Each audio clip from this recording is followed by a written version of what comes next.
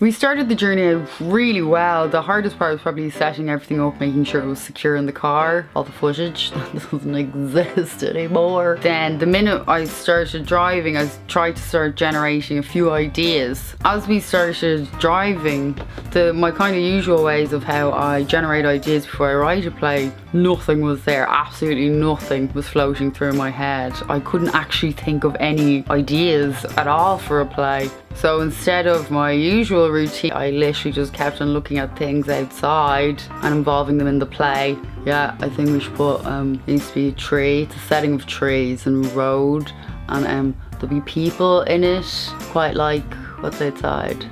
So I had Danny, firstly we had a page of all my ideas, what was floating through my head.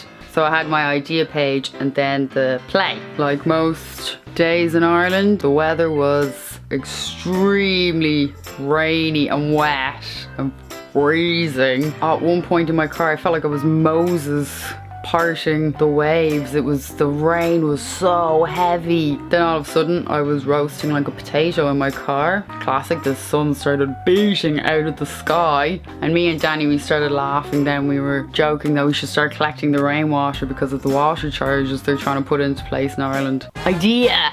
That then became the message of the play, like an epic play. A metaphorical piece with social commentary of issues that are happening today. The first few hours of driving, the writing was going really, really well until I realised how behind on time I was, like really behind on time. This was because my assistant, Danny, couldn't write as fast as I was speaking. Fucking rude. And then it was within the 4th hour and my brain just, it went to sleep. I couldn't think of anything. My brain was so exhausted trying to think of any type of a basic dialogue. I couldn't think of anything. I just wanted to sit in the car in absolute silence. It sounded so beautiful, silence. But no, we had to power on. I really enjoy playwriting, absolutely love it. But you grow to hate it when you're in the middle of trying to drive down these really narrow, scary country roads where Google has promised you it was a real road fucking 6 hours ago. That's when all I wanted to do was pretend that I wasn't driving a car but flying a cloud. Pretty sure then I put clouds on the idea page for the play. Then reality and my sanity, thankfully, kicked back in again. I only had 2 hours until I arrived in Cork City, and then I decided I'm gonna have to write it as a 20-minute play instead of a 40-minute play, or else I'm going to lose my mind. And the main objective of the experiment was to write a play from start to finish, and I did with, I'm not joking, with literally 10 minutes to spare. I don't think I've ever felt so much relief arriving to a destination in my life. I was over the moon and exhausted. All I wanted to do was go to sleep afterwards. And another big part of the project as well is I wasn't allowed to touch it. The minute we got to our destination, that was it. That was the play. That was going to be sent off to Julie and read as it was. So there was no corrections, there was no reading over, grammatical and spelling mistakes in tow. It just went to her straight away. The minute we got into Cork, then send. That was it then. And for some miracle, hopefully it would look and read as producible. The next day, it was the biggest weight off my chest. It just felt like a baby was trying to jump on top of my chest, trying to finish off that play. Think of, a lot of playwrights will understand this, when you're meeting a deadline and you're just coming to the 11th hour. That's what it was like for about 4 hours in a car, not stopping. It was traumatizing. The next day, we headed down to the TheatreBound to have a chat with Julie about her reaction of the play, what she thought of the play. I didn't get to actually chat with her. Danny had a chat with her, and then I had a chat with her afterwards. Oddly enough, she actually liked it.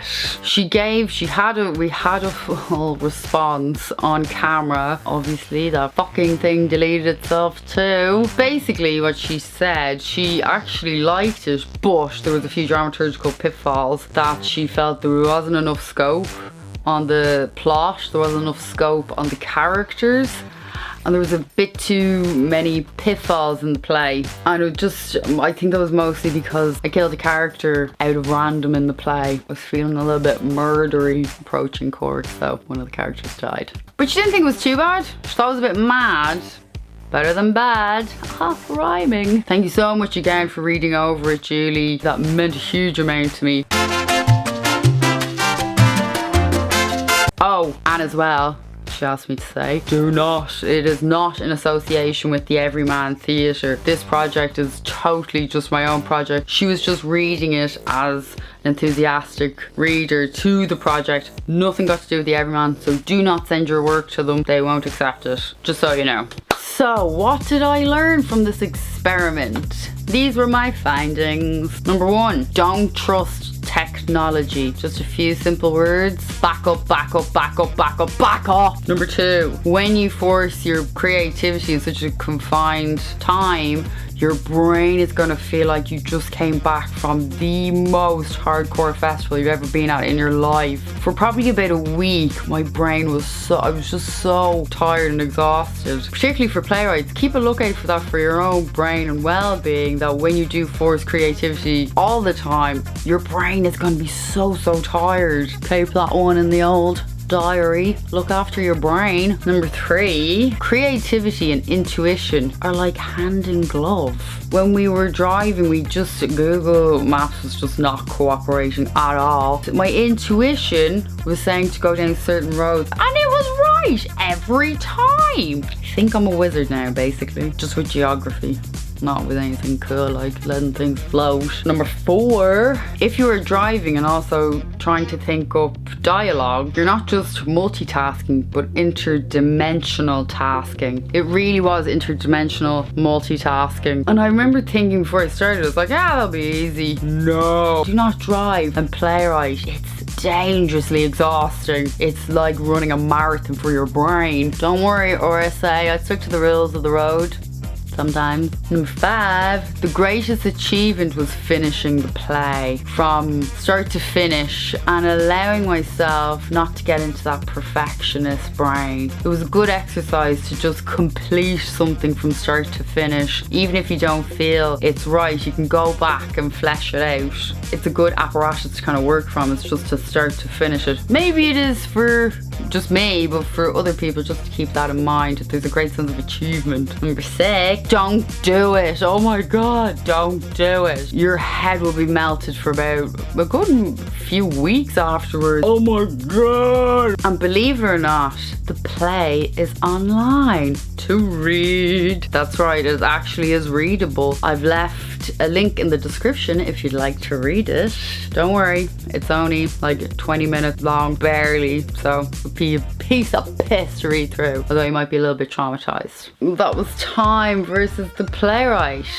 Whoa, just whoa. That was an intense experience that I would never do again. Or would I?